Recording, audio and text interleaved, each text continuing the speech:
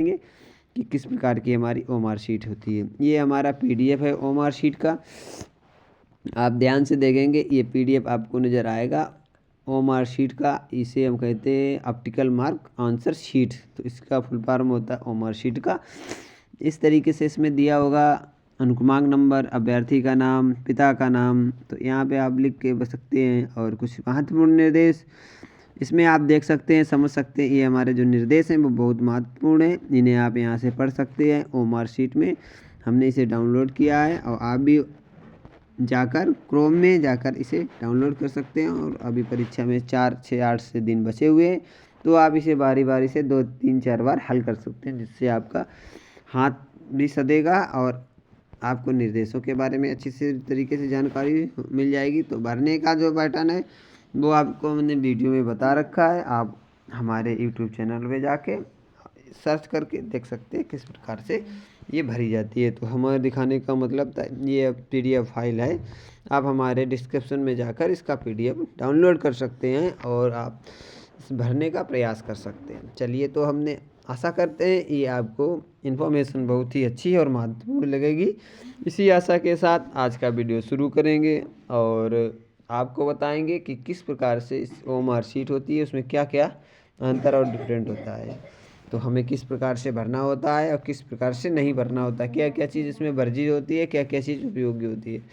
तो आप gel pen का यूज नहीं कर सकते हैं और बॉल पॉइंट का ही यूज करेंगे। और पेंसिल बहुत वर्जित है, पेंसिल का यूज बिल्कुल नहीं कर सकते हैं। और इस प्रकार से हमारा प्रश्न गलत होंगे और इस प्रकार वाला प्रश्न हमारा सबसे सही होगा, जो लास्ट में दिया है सही। इस प्रकार का भी गलत गलत गलत ये सारा कुछ दिया गया है, तो आप समझ सकते हैं कि ये हमारा गलत हो जाएगा और इस प्रकार से सही होगा। देखो यहाँ पर दिया 8 नंबर का अगर एक प्रश्न सही है तो इस प्रकार से इसे हम सही करेंगे। तो आपको समझ में आ रहा होगा जो हम समझाने का आपको प्रयास कर रहे हैं, आशा मेरा यही है।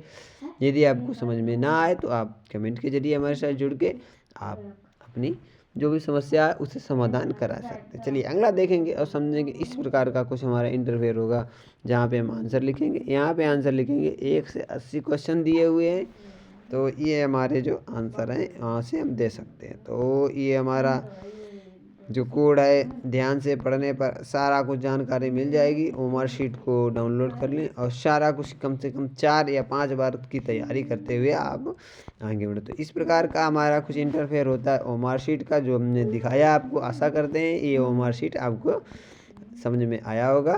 तो इसी आशा के साथ अब हम आपको दिखाएंगे मॉडल पेपर, किस प्रकार का हमारा मॉडल पेपर होता है। चलिए मॉडल पेपर को दिखाते हैं। यहाँ से चलेंगे मॉडल पेपर की ओर और मॉडल पेपर आप आसानी से देखेंगे और समझेंगे।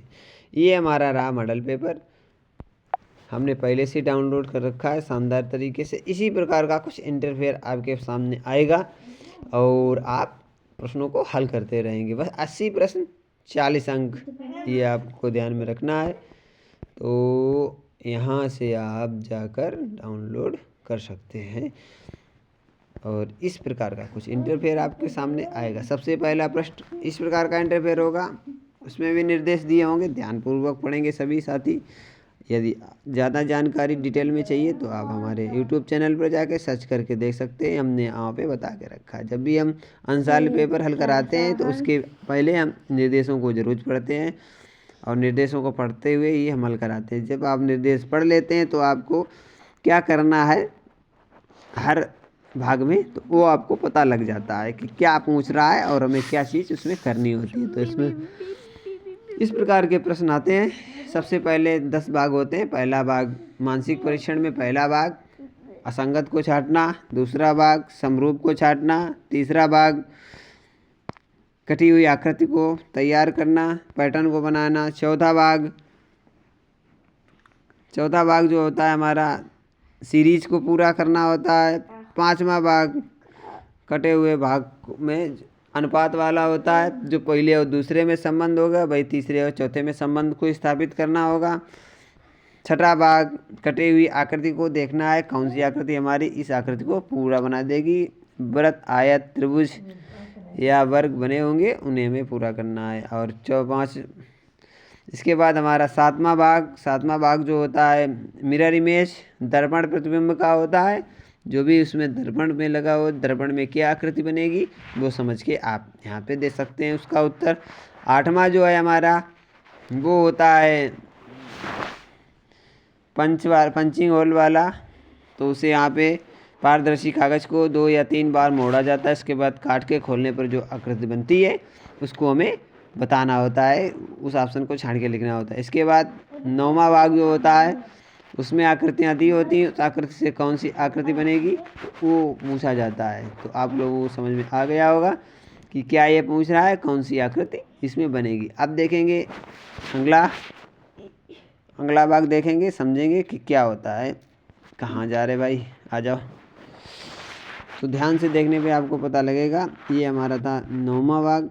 और 10वां भाग में क्या होता है, जो आकृति बनी होती है प्रश्न वो किस उत्तर में छिपी हुई है वो छांट के उस उत्तर को हमें लिखना होता है। तो समझ में आ गए होंगे 10। इसके बाद हमारा होता है खंड 2। अंकगणितीय परीक्षण में 20 प्रश्न पूछे जाते हैं। 20 प्रश्न होते हैं 20 चैप्टरों से, तो 20 चैप्टरों के 20 प्रश्न होते हैं। तो आप ध्यान से देखेंगे तो उस प्रकार से हल करते हुए आपको नज़र आएगा। चलिए, इसके बाद भाषा परीक्षण जो हमारा होता है उसमें भी 4 अनुच्छेद दिए होते हैं, प्रत्येक अनुच्छेद के 5 प्रश्न होते हैं। उसको पढ़ के आपको उत्तर देने होते हैं। तो आप लोग ज़्यादा जानकारी के लिए हमारे YouTube चैनल पे जाके सर्च कर सकते हैं। इस प्रकार का इंटरफेयर होगा, आप लोगों को समझ में आ गया होगा। आशा करते हैं ये वीडियो आपको बहुत लाभकारी होगा। इसी आशा के साथ आज हम लेते हैं विदा। जय हिंद, जय भारत।